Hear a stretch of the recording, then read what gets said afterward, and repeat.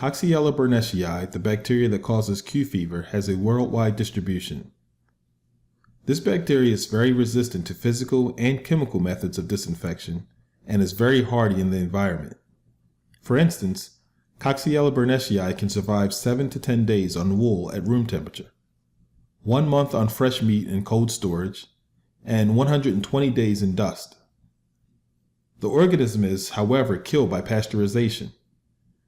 It replicates to high numbers in the reproductive tissues and birth products like placenta, fetus, and amniotic fluid, and reproductive organs of infected animals. It is also shed in the urine, feces, and milk of infected animals. Cattle, sheep, and goats are the reservoirs for Coxiella burnetii and are the animals most often implicated in transmission to humans. Animals may become infected by direct contact with infected animals and contaminated environments and/or from inhalation of aerosolized bacteria. Birth materials such as placenta, fetuses, and amniotic fluid, and milk are the most likely sources of infection. Because the bacterium can survive for years in the environment and travel long distances as an aerosol, dry, windy conditions may contribute to animal exposure and disease transmission. The most common mode of transmission in humans is inhalation of infectious aerosols directly from reproductive tissues and birth products of infected animals, or through inhalation of dust contaminated with dried birth fluids or materials. Coxiella burnetii is extremely resistant to physical stresses, including heat and drying, and can survive in the environment for months to years. The bacteria can become airborne, traveling on wind currents for miles.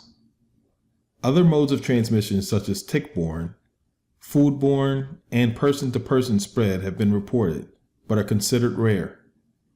In the United States, Q fever outbreaks have resulted mainly from occupational exposure involving veterinarians, meat processing plant workers, sheep and dairy workers, livestock farmers, and researchers at facilities housing sheep.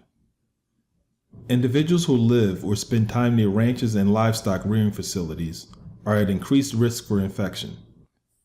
While typically thought of as an infection that people with livestock contact will acquire, cases with no known exposure or close proximity to livestock have been reported. Up to half of the people exposed to the bacteria that causes Q fever never become ill. If a person does become ill, that illness may take on an acute or chronic form. The acute symptoms caused by infection with Coxiella burnetii usually develop within 2 to 3 weeks of exposure. Acute illness is much more common than the chronic form of Q fever and is typically associated with flu-like symptoms such as high fever, severe headache, muscle aches, and cough. Some of the people who have acute Q fever may have changes in their lungs consistent with pneumonia. Although most persons with the acute Q fever infection recover without complications, a small percentage of people with acute illness have more severe symptoms like liver disease and heart problems. Chronic Q fever is rare and might occur within a few months or years after the initial acute infection. Potential symptoms include inflammation of the heart, liver, or bones. People with a past history of heart problems may be at increased risk of chronic infection and severe disease outcome.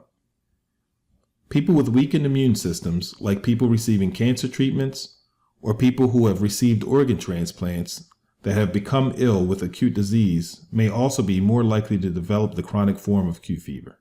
While, as stated before, the majority of people who become ill with Q fever recover completely, a condition called post-Q fever fatigue syndrome can occur in some of the people who develop acute illness.